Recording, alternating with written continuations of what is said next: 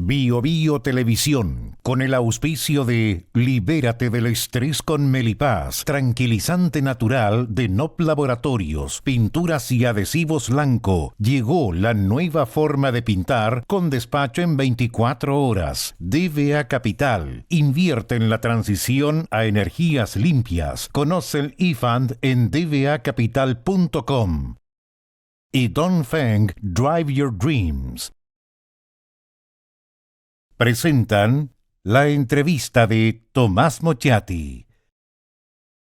¿Andas acelerado? ¿Te sientes más irritable y alterado? ¿Te cuesta dormir bien? Tranquilízate naturalmente con Melipaz, que calma la ansiedad, relaja y reduce el estrés. Libérate del estrés con Melipaz. Pídelo en todas las farmacias del país.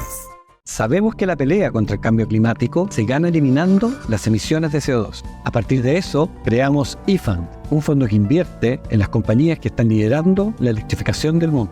Invierte en eFund, sé parte del futuro eléctrico y sube los sentidos de tu inversión.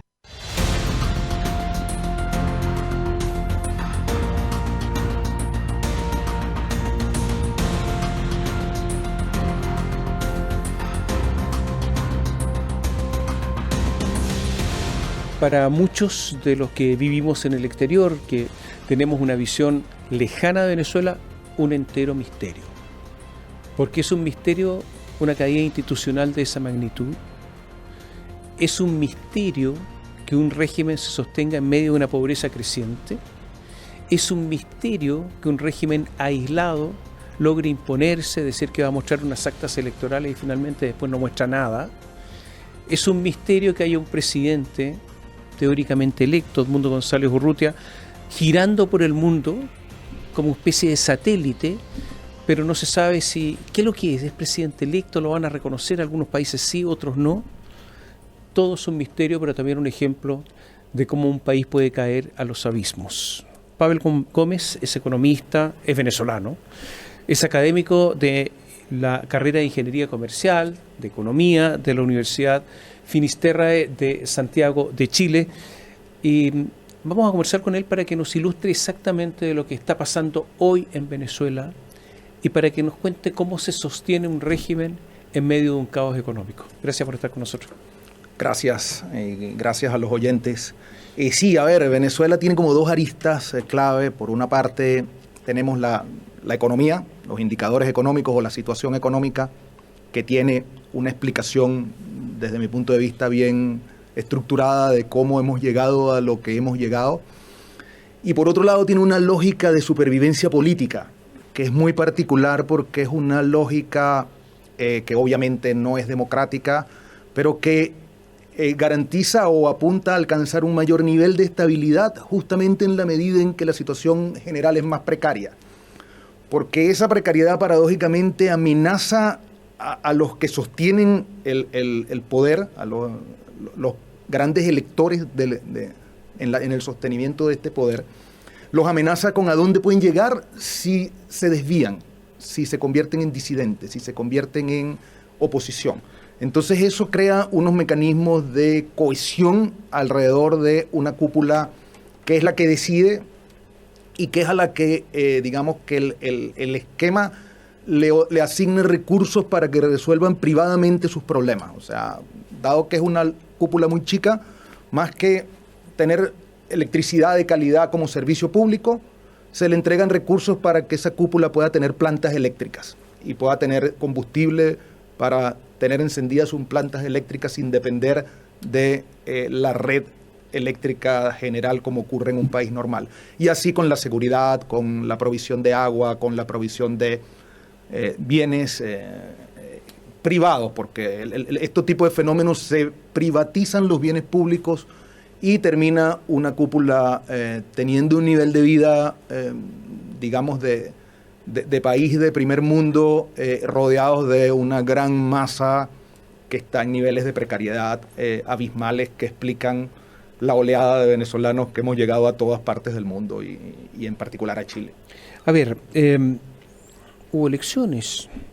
Primero iba a ser candidata María Corina Machado, le dijeron que no podía. Entonces designaron a un señor que estaba retirado, un exdiplomático, Edmundo González Urrutia. parece que ganó, por lo menos el 80% de las actas dice que ganó claramente. No muestra el régimen las actas, y hace poco, recién, Diosdado Cabello, que es el ministro del Interior del gobierno chavista, el número 2, aprovechó su programa con el mazo dando para mostrar unas esposas, para decir, si ese señor vuelve a Venezuela, lo vamos a encarcelar y tengo las esposas listas, y la mostró en televisión.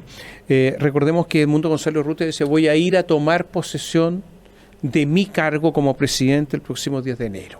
Ahora, dentro de poco. ¿Qué economía puede funcionar así? Porque esto no es simplemente un régimen dictatorial, sino que es un régimen de permanente sorpresa. Muchas veces los regímenes dictatoriales son estáticos. Siempre el mismo, siempre la misma. No, aquí hay sorpresas todos los días, destituciones, encarcelamiento. ¿Hay una economía posible en ese ambiente? Depende para quién la definamos. A ver. Para el país no, definitivamente no. No es viable la economía venezolana en los términos en que la podemos entender en un país como Chile. Y no es viable desde el año 2007 aproximadamente, donde comenzaron a bombardearse los cimientos de la industria. Venezuela tuvo un boom petrolero muy importante entre los años 2004 y 2008, por allí, podemos acotarlo.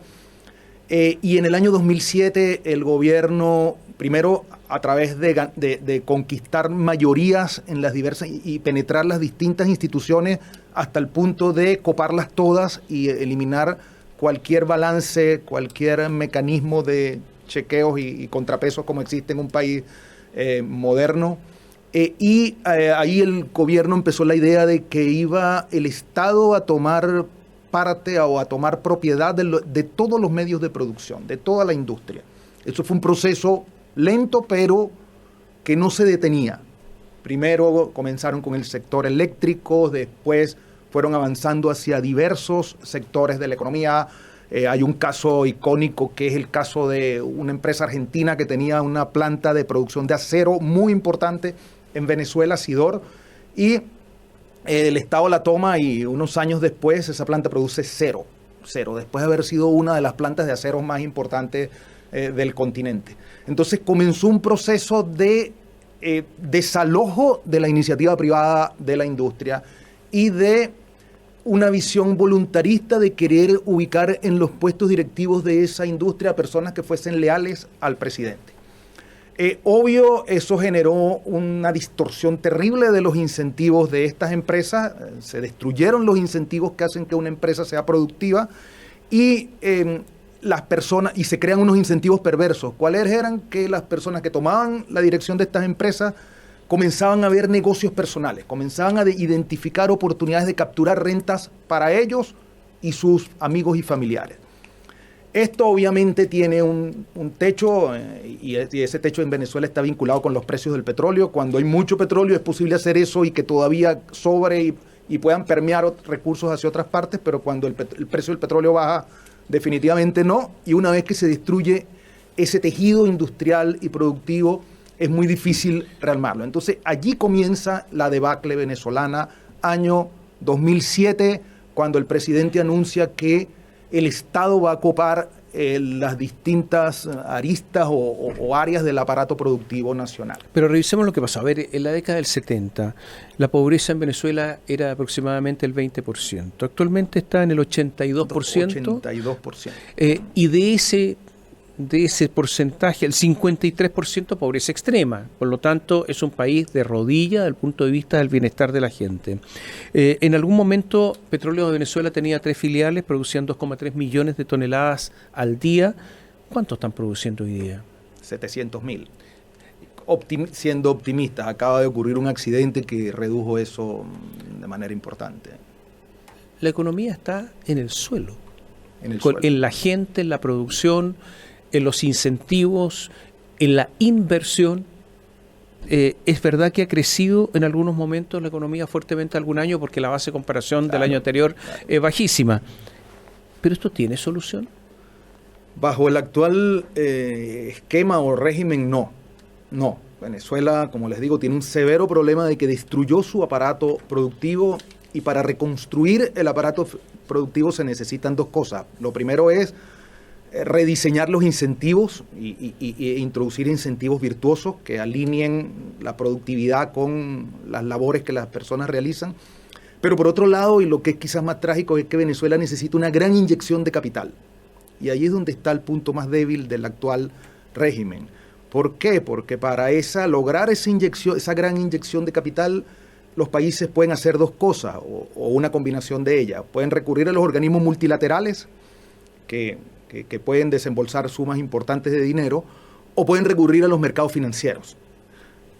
Esta manera de manejar la economía y de diseñar determinadas instituciones hace que no sea creíble la posibilidad de hacer una promesa ni frente a los organismos multilaterales ni frente a las instituciones financieras internacionales. ¿Es solamente eso? Voy a dejar la pregunta planteada porque tenemos que ir a hacer una pausa, pero la corrupción, porque ya, petróleo en Venezuela, pero resulta que cayó hace poco el coronel Pedro Tellechea por razones de corrupción. Antes había caído Alex Saab. Ahora está Delcy Rodríguez, que es la vicepresidenta que está manejando el petróleo, y dicen que no tiene idea de todo esto. Alguna vez cayó Tarek El Aissami y se descubrió, dicen ellos mismos, que su familia había sustraído 23.000 millones de dólares del negocio petrolero. Perdón, pero no hay país que aguante así. Entonces yo me pregunto, ¿es solamente un problema de inversión o es que hay una corruptela generalizada? Volvemos en un instante.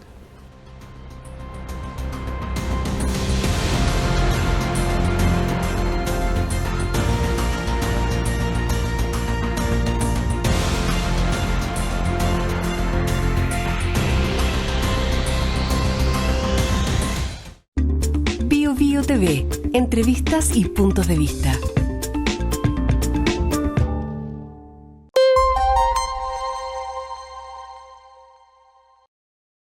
¿Andas acelerado? ¿Te sientes más irritable y alterado? ¿Te cuesta dormir bien? Tranquilízate naturalmente con Melipaz, que calma la ansiedad, relaja y reduce el estrés. Libérate del estrés con Melipaz. Pídelo en todas las farmacias del país. Sabemos que la pelea contra el cambio climático se gana eliminando las emisiones de CO2. A partir de eso, creamos IFAND, un fondo que invierte en las compañías que están liderando la electrificación del mundo. Invierte en IFAND, sé parte del futuro eléctrico y sube los sentidos de tu inversión.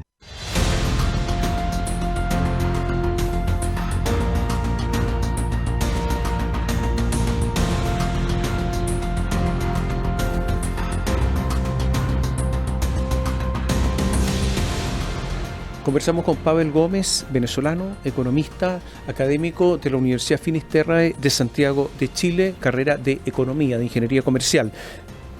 Hablemos de la corrupción, porque se dice que, claro, no se produce petróleo como se producía antes, se produce en una mínima proporción, es porque hay corrupción, una corruptela generalizada. ¿Eso es así? Yo diría que la corrupción es un resultado, no la causa. La causa está en lo que comentábamos antes, en la destrucción del tejido que permite que se desarrolle una economía, desde el punto de vista de la dotación de maquinarias y equipos, desde el punto de vista de la dotación de capital humano y desde el punto de vista de la dotación de unas reglas que hagan creíble el acuerdo social. Eso se destruyó en Venezuela. La corrupción. Sí, uno podría pensar que todas las economías que se basan en afluencias de dólares por recursos naturales, en particular el petróleo, hay un grado de corrupción importante. Ahora, cuando tú no tienes pesos y contrapesos, cuando tú no tienes que rendir cuentas, cuando no hay quien te vigile, cuando no hay esta suerte de vigilancias mutuas que van creando los países, cuando no hay reglas para cómo licitar hacer una licitación, es natural que exista corrupción. Entonces la corrupción es parte del pago para la lealtad. Así está concebido el sistema. El sistema está concebido de tal manera que quienes contribuyen a la estabilidad del régimen de manera decisiva tienen como pago el acceso a unas ingentes oportunidades. Esa es la corrupción natural. Cada vez que vemos que alguien cae, que alguien es detenido, es precisamente por estas purgas que necesita este tipo de régimen para señalarle a los leales de los cuales depende la conservación del poder qué es lo que puede pasar si hay alguna duda, si hay un ápice de duda sobre su lealtad.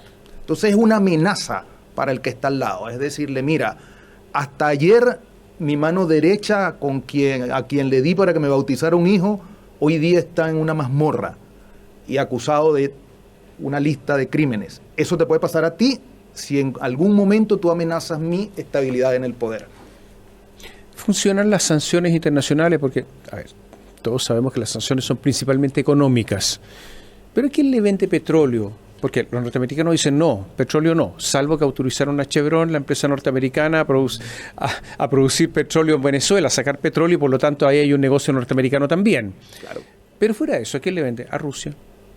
Perdón, a Rusia, a China. A China. Le vende a India. Claro. Le vende, incluso hace unos negocios de trader con Irán. Entonces uno dice, ¿tiene alguna posibilidad el mundo de que las sanciones tengan algún efecto o no, simplemente en este mundo? Yo soy pesimista. ¿Por qué? Porque es que, digamos que los agentes económicos aprenden. Entonces, haya acumulado un aprendizaje importante sobre cómo burlar sanciones. Venezuela no es el primer sancionado.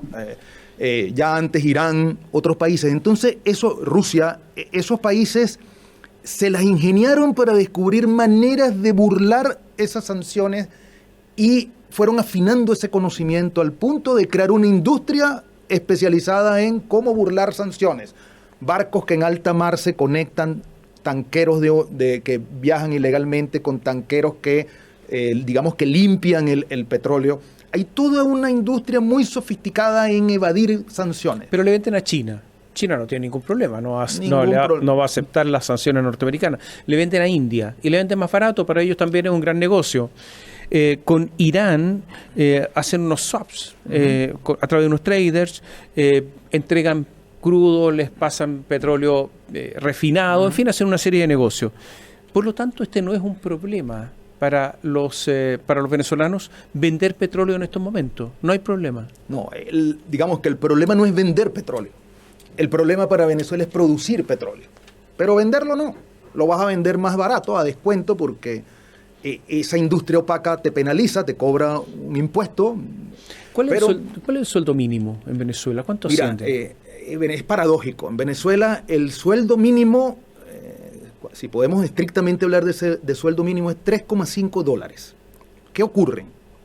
Que se inventaron unas figuras para permitir que las empresas puedan pagar algo adicional sin que eso repercuta en la deuda de pensiones, de seguridad social, que son unos bonos. Con esos bonos hoy día, básicamente 2 bonos, más ese $3,5, el sueldo mínimo, el ingreso mínimo debe estar alrededor de $130 al mes. El problema es que tenemos una economía dolarizada donde esos $130 al mes no alcanzan. 1 litro de aceite de oliva en Venezuela cuesta el doble de lo que cuesta en Santiago de Chile. Y imagínense lo que es vivir con un sueldo mínimo de el equivalente a $130 en Chile y tener que comprar aceite de oliva al doble del precio. Pero eso en Chile, en Argentina, en Uruguay, en cualquier país de Latinoamérica. Argentina también, los precios son altos, en Uruguay para qué decir. ¿Y cómo lo hace la gente? Ya, le da los $130. ¿Cómo vive? Bueno, ¿cómo lo hace la gente? Huyendo. Principalmente. La gente encontró que una vía, una respuesta a ese sistema es escapar. Por eso emigramos 8 millones de venezolanos digamos que entre 2013 y 2023 o 2024. 8 millones, eso es un cuarto, 25% de la población del país. Muchas de esas personas entonces envían remesas. Entonces hay una economía paralela a la cual le llegan unos recursos que envían quienes emigramos. Y hay un sector que efectivamente obtiene, si puede tener los bonos de los que hablamos, $130 más las remesas que obtiene de sus familiares, además de que la carga familiar bajó, o sea, tenemos menos bocas que alimentar porque buena parte de la familia emigró. Entonces, una respuesta es esa, es una migración que no cesa y que se acentuó después de lo que ocurrió en las últimas elecciones de finales de julio de este año. Es verdad que me han dicho que hay mucha gente removiendo los restos de basura, que esto es una especie de enorme cantidad de personas que se ven en las calles y que ha llegado la miseria a esos niveles. Llegó. Justamente en el año, yo diría que 2018, podía verse una cantidad impresionante de gente hurgando en la basura y esperando que botaran los desechos de los restaurantes, y ellos escarbaban en eso y con eso se alimentaban. Pero digamos que esa presión bajó un poco con la migración, o sea, muchos de esos o perecieron en el camino o entendieron que había que huir de ese país porque no había posibilidad de sostener la vida en esas condiciones. Entonces sí, hoy día eso ocurre, pero en un menor nivel. ¿Por qué? Porque buena parte de esas personas escaparon. En Venezuela, ¿quién toma las decisiones económicas? ¿Quién es el responsable económico? Hoy día, Delcy Rodríguez podría ser quizá la persona que toma las decisiones económicas clave, pero bajo un esquema... ¿Qué sabe ella de esto? Ella es muy inteligente, bien asesorada, pero es que ella... y toma buenas decisiones para sus fines. Lo que pasa es que el fin de ella no es que el país avance. El fin de ella es hacer sostenible el régimen. Y desde ese punto de vista ellos lograron recuperar en una medida la industria petrolera, se volcaron a una industria de extracción de minerales y de oro un poco opaca, entonces exportan ese oro de manera por canales irregulares, y eso además que se conectan. Una de las tragedias venezolanas es que en esa tragedia surgen muchas oportunidades. No sé, cuando expulsaron a muchas líneas aéreas del país, las pocas líneas aéreas que quedan cobran 3 veces lo que es el precio de un ticket internacional competitivo. Entonces esa línea aérea que sobrevive cobrando 3 o 4 veces el precio competitivo le da una comisión a el funcionario que le otorga el beneplácito de ser ella ahora la monopolista. Y así funciona todo. Todo está concebido para que emerjan negocios y oportunidades de los cuales, bajo un esquema mafioso, dentro del cual una cúpula captura esos beneficios y puede tener un nivel de vida elevado, puede tener sus hijos estudiando fuera del país. La mayoría de los dirigentes importantes políticos tienen a sus hijos estudiando fuera o viviendo fuera del país. Eso cada vez es más complejo, pero efectivamente ha ocurrido. Y con estos recursos, hay quien habla de narcotráfico, yo no llego hasta allá, pero podría ocurrir también.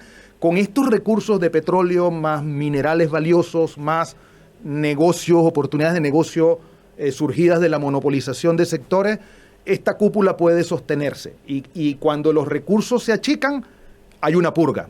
Necesitamos menos gente a la cual nutrir con estos recursos, y esa es la manera de que los recursos de cada uno de los agentes se sostenga, reduciendo el número de agentes entre los cuales tenemos que repartir. Vamos a hacer un alto. ¿Es verdad que las Fuerzas Armadas tienen empresa? Sí. O sea que no son solo Fuerzas Armadas, sino que también Fuerzas Armadas empresariales. Volvemos en un instante.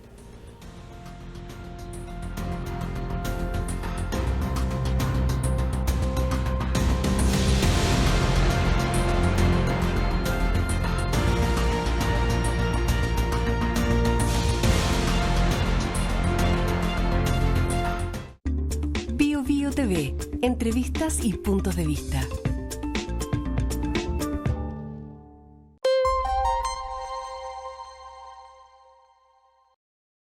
¿Andas acelerado? ¿Te sientes más irritable y alterado? ¿Te cuesta dormir bien? Tranquilízate naturalmente con Melipaz, que calma la ansiedad, relaja y reduce el estrés. Libérate del estrés con Melipaz. Pídelo en todas las farmacias del país. Sabemos que la pelea contra el cambio climático se gana eliminando las emisiones de CO2. A partir de eso, creamos IFAND, un fondo que invierte en las compañías que están liderando la electrificación del mundo. Invierte en IFAND, sé parte del futuro eléctrico y sube los sentidos de tu inversión.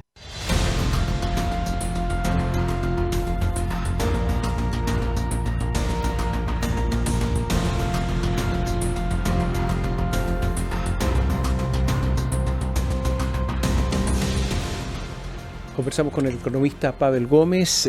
Pavel, ¿es verdad que las Fuerzas Armadas tienen empresas productivas? No digo empresas militares, que muchos países las tienen para mantener sus sistemas de armas o para fabricar armas. No. ¿Empresas productivas de otros sectores económicos? Yo no lo llamaría empresas, yo lo son? llamaría negocios. Negocios, sí. El presidente Chávez, cuando estaba vivo, una de sus, de sus decisiones fue entregarle muchas actividades productivas, industrias, a los militares. Era una manera de él sentir que los militares podían aportar, al menos ese era el discurso, y por otro lado comprar lealtad a medida que asignaba estos recursos. Eso ha ido mutando y hoy día yo hablaría de negocios. Las Fuerzas Armadas tienen negocio, es un negocio, porque es la manera de ser leales.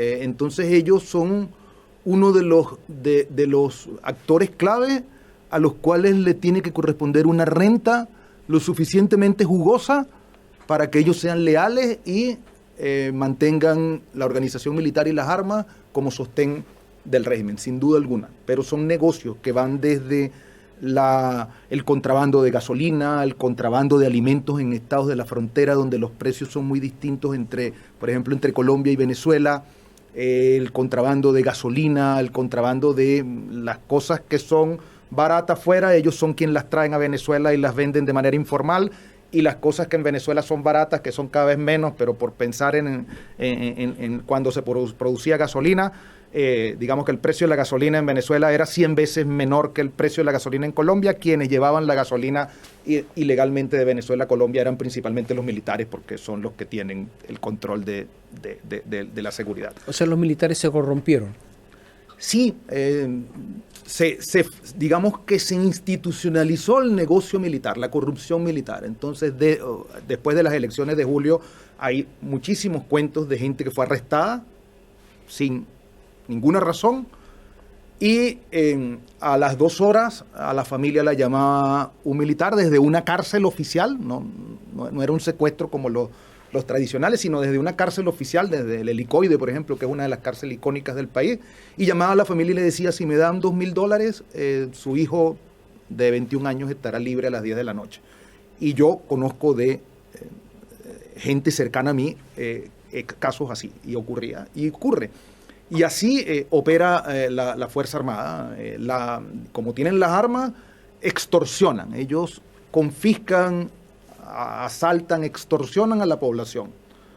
Y tienen negocios, obvio, un poco más, más ajenos a este mecanismo de extorsión y de cobrar impuestos informales a la población. El régimen se sostiene no solamente por este tipo de cosas, sino por el apoyo internacional de China, de Rusia, de Irán, de Turquía. O sea, muchos países importantes están apoyando al régimen. ¿Eso significa que el régimen tiene posibilidad de sostenerse en el tiempo? Sí, yo creo que sí. Yo creo que hay que prepararse para que se pueda sostener en el tiempo.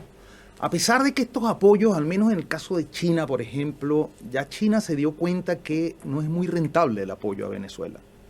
Entonces ya China no está dispuesta a entregar recursos a Venezuela. China apoya de otras maneras, con su voto, con su presión en instituciones internacionales, con algún apoyo, me imagino, en términos de armas, de armamento, pero ya China no inyecta recursos en Venezuela porque durante un tiempo inyectó recursos que se perdían. Entonces China se convenció que esa no es la manera de... Sí le interesa a un aliado tan cerca de Estados Unidos. Un aliado político, por lo menos. Sin duda. Ahora sí, Venezuela, con esta industria de supervivencia a los embargos y con toda una industria subterránea donde hay distintos elementos, es capaz de sobrevivir, la cúpula es capaz de sobrevivir allí 50 años, un número de años sin ningún problema. O sea, ¿usted perdió la esperanza? Sí, lamentablemente sí, porque creo que hay un concepto muy interesante que es el concepto de antifragilidad, que es que cuando algo está expuesto a pequeños choques, va desarrollando como una capacidad para resistir. Como las bacterias cuando le damos pequeñas dosis de antibióticos y se fortalecen y después los antibióticos no les hacen nada. algo así ha ocurrido con el régimen venezolano, que ha recibido pequeños golpes durante tiempos desde la huelga petrolera del año 2002-2003 hasta hoy, que eso le ha permitido robustecer sus defensas.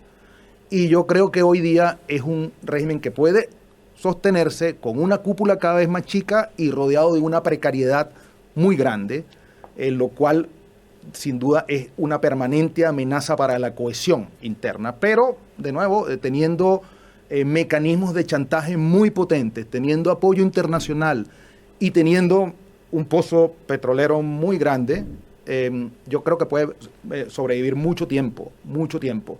La gran amenaza es que se le cerraron los accesos a los mecanismos financieros internacionales, porque además toda esta economía turbia hizo que Venezuela no fuese reconocida dentro de algunas, con el cumplimiento de algunos protocolos que hay para el lavado de dinero, para el financiamiento, o contra el lavado de dinero, contra el financiamiento del terrorismo.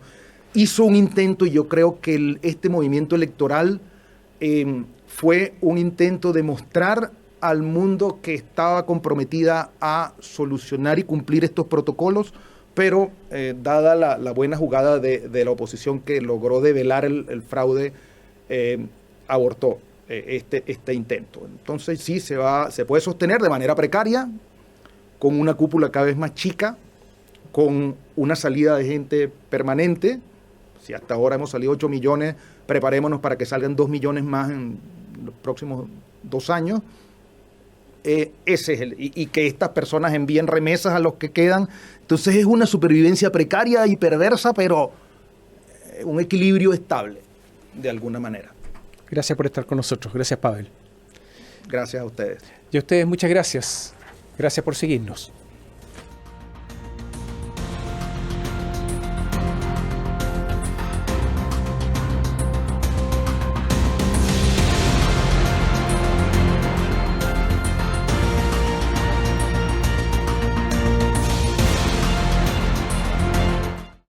Bio Bio Televisión, con el auspicio de Libérate del estrés con Melipaz, tranquilizante natural de NOP Laboratorios, pinturas y adhesivos Lanco. Llegó la nueva forma de pintar con despacho en 24 horas. DVA Capital, invierte en la transición a energías limpias. Conoce el eFund en dvacapital.com. Y Dongfeng Drive Your Dreams. Presentaron la entrevista de Tomás Mochiati. ¿Andas acelerado? ¿Te sientes más irritable y alterado? ¿Te cuesta dormir bien? Tranquilízate naturalmente con Melipaz, que calma la ansiedad, relaja y reduce el estrés. Libérate del estrés con Melipaz. Pídelo en todas las farmacias del país. Sabemos que la pelea contra el cambio climático se gana eliminando las emisiones de CO2. A partir de eso, creamos eFund, un fondo que invierte en las compañías que están liderando la electrificación del mundo. Invierte en eFund, sé parte del futuro eléctrico y sube los sentidos de tu inversión.